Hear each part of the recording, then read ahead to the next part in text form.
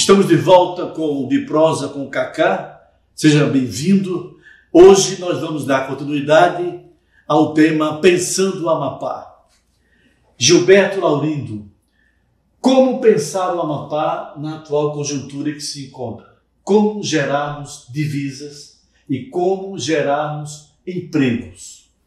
Bem, o Amapá está paralisado com as suas atividades produtivas e qualquer atividade que se faça gera emprego. A primeira providência que temos que ter, ou ter em mente, é que o Estado não vai resolver esse problema. O Estado esgotou a sua capacidade e quando se faz concurso público, a maioria das pessoas que são aprovadas no concurso público são de fora. Então, nós, além de não gerarmos com as nossas providências, a nossa própria economia, o emprego necessário e suficiente para a nossa gente, nós ainda, quando fazemos concurso público, nós geramos emprego para pessoas qualificadas de fora, o que é ruim para nós. Então, não basta o Estado anunciar os concursos públicos como solução para o emprego. Claro, precisa fazer o concurso, precisa ter mais pessoas, enfim, para dar solução para o Estado prestar o serviço para os contribuintes.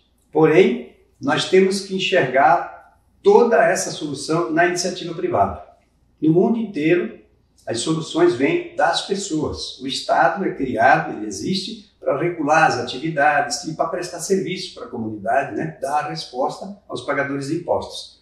E o que a gente tem visto é que esse processo fica meio invertido e quase sempre vemos o Estado intervencionista, um Estado regulador e um Estado querendo assumir o protagonismo de empregador maior. E aí condena, no nosso caso aqui, a essa restrição de acesso à empregabilidade, né, à atividade produtiva das pessoas. Então, se o Estado se deter à sua função, que é cuidar dos serviços de segurança, educação, saúde, e regular algumas atividades, ele já faz bem. Então, a melhor função, a melhor providência que o Estado deveria tomar é sair da frente, parar de atrapalhar as pessoas que querem empreender. Então, como é que isso se dá? Né? O Estado regulando, licenciando, registrando lá na junta comercial, enfim, fazendo a legalização das atividades, porém, toda a solução virá da iniciativa privada. E aí, é óbvio que se o Estado não atrapalhar muito, já ajuda bastante. Como desenvolver o Estado? Como gerar divisas nos municípios? Como andam os recursos entre Estado e municípios? Pois é, os municípios estão todos de pires na mão e isso faz muito tempo, porque a divisão dos recursos federais, estadual e municipal não são muito justas, na minha modesta opinião, porque as pessoas estão no município, né? As pessoas vivem nas cidades, né? Enfim, não no Estado ou no Brasil. E a concentração maior de dinheiro fica em Brasília, depois um pouco do Estado, e aí o município é aquela migalha, é o ISS e o Fundo de Participação dos Municípios. Né? No nosso caso aqui, grande parte dos municípios vive exclusivamente do FPM, o que é um dinheiro irrisório que vem para ajudar, mas não é o suficiente para construir uma qualidade de vida mínima e prestar os serviços que a população precisa. Então, imaginemos que as atividades precisam existir nos municípios, a burocracia e esse conjunto de normas que nós criamos, que é as pessoas que produzem ou que querem produzir têm que ficar pedindo licença de joelho, esperando meses ou até anos, pedindo essas licenças para quem não produz nada, né? Para a burocracia, para o burocrata. E aí, burocracia tem que existir, mas não pode ser impeditiva, né? Ela tem que ser, quem está na burocracia tem que se preocupar em prestar o serviço para as pessoas, né? E não ficar numa atividade impeditiva.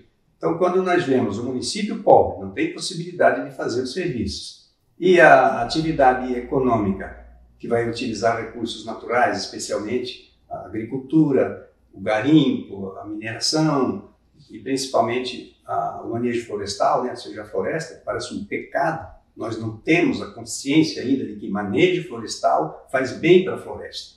né? Nós não podemos ter corte raso, destruição do meio, poluição dos cursos e corpos de água. Mas o manejo florestal, você tira as árvores velhas que estão lá já em fase de vão morrer, elas têm uma vida útil, e elas estão sendo desperdiçadas, toda essa receita, e as pessoas estão precisando disso. Então, nós temos que levar desenvolvimento para os municípios através da empregabilidade e do desenvolvimento de atividades, agroindústrias, processo de agricultura, o processo de criação de animais, intensificação, a integração lavoura-pecuária é o que já se faz em outros estados. Então, na verdade, nós não temos que inventar nada. Nós só temos que copiar o que está ali do outro lado do rio Amazonas, ou lá para o sul, para o sudeste, ou para o centro-oeste. E aí, a gente fazendo aqui, já com o privilégio de corrigir os erros que se fez lá com relação ao meio ambiente, por exemplo, já podemos fazer fácil, fazer certo. O que não pode é não deixar fazer, porque daí permanece esse ciclo vicioso de não ter, de não fazer e gerando pobreza, né? Então essa é a questão mais grave que nós temos a ser enfrentada. Hora da prosa com Cacá de Oliveira. Hoje nós estamos discutindo alguns temas dentro de um tema macro maior, que é pensar no Amapá, ou seja, pensando o Amapá. E estamos recebendo hoje o engenheiro agrônomo Gilberto Laurindo, empresário, e ele está refletindo esses assuntos e esses temas conosco. Quais são os caminhos, quais são os viés que o nosso Estado tem? Gilberto Laurindo, nós temos no Amapá a Unifap, a UEAP e o IFAP. Esses três, esse tripé que rege, que dinamiza o ensino no Amapá, de forma federal e estadual, ele supre a demanda de quem procura a academia para se formar, para competir no mercado? Ele supre, até com sobra. Veja bem, o conceito de universidade, de curso superior, não é para formar mão de obra, né? O IFAP, no caso, né? Porque é um instituto tecnológico. A gente tem uma visão equivocada, né? De que todo mundo tem que ir para a universidade. Eu acho que todo mundo tem que estudar, tem que aprender e aprender uma profissão. Bem, a profissão de engenheiro agrônomo é uma profissão, de engenheiro civil, de médico é. Mas, basicamente, as universidades têm a função de produzir conhecimento, né? De produzir tecnologia, de produzir, enfim, soluções. E daí não são todas as pessoas que têm que ir lá produzir esse tipo de solução.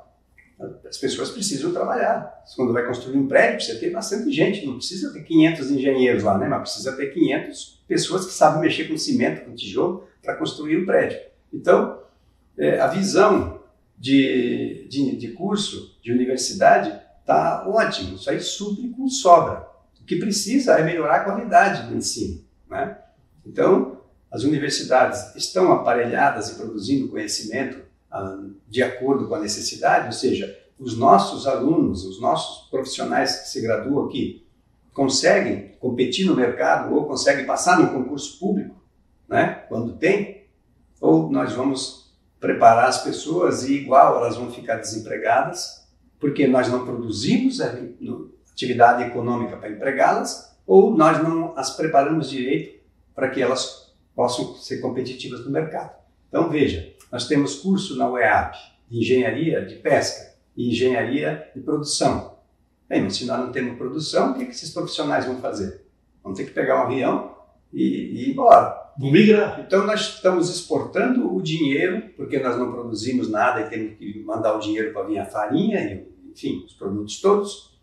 Aí nós não produzimos os empregos na base das indústrias, nossa Zona Franca não tem indústria, o nosso processo produtivo não tem indústria de transformação, as últimas foram fechadas. E aí, o que acontece com o nosso profissional? Onde é que ele vai trabalhar? Ele vai trabalhar no governo, todo mundo. Então, quando o governo faz o concurso, aí o Brasil inteiro vem fazer prova, né? E a maior parte, que a gente tem visto nos últimos, são pessoas de fora, são brasileiros, claro, não tem nada de errado com isso. Porém, continua sem a oportunidade exclusiva, porque não dá para fazer um concurso fechado só para o nosso povo. Então, resumo, não dá para a gente pensar que o Estado vai ser a solução. Nós temos que ter as atividades econômicas no interior. Por que eu insisto que tem que ser nos setores produtivos da base, no setor primário? Por quê? Porque não dá para fazer as coisas só aqui. A Zona Franca é Macapá e Santana. E o resto do estado? O êxodo rural, desde sempre, que provoca o inchaço de Macapá, e todo mundo vem para cá, e daí as faculdades estão aqui, as privadas e as públicas, e a gente fica nessa enganação das pessoas, e depois de décadas, fica nesse quadro, né, que está aí, né, essa foto que está aí. O maior índice de pobreza do Brasil, o maior índice de desemprego. Você lembra, há poucos anos, nós tínhamos pleno emprego, as pessoas vinham do Nordeste, vinham de outras regiões para trabalhar aqui. Hoje nós estamos mandando embora os nossos jovens para trabalhar lá fora, no Centro-Sul, porque aqui não tem emprego. Por que não tem emprego? Porque nós não temos as atividades econômicas, matriz econômica alternativa ao Estado, né? Seja a agricultura, seja a indústria, nossa Zona Franca, seja o processo de transformação da madeira, o polo moveleiro. Nós participamos de centenas de reuniões ano passado sobre o polo moveleiro, os arranjos produtivos locais. Hoje não tem mais nada disso. Então nós fomos diminuindo e sempre cometendo o erro de ficar alimentando a possibilidade, a expectativa das pessoas de trabalhar no governo. Isso é muito ruim. Você que está nos assistindo, Hora da Prosa, com Cacá de Oliveira, acesse as nossas redes, curta, compartilhe e faça com que nós tenhamos mais pessoas assistindo esse podcast e pensando como nós aqui, que estamos exatamente agora pensando o Amapá.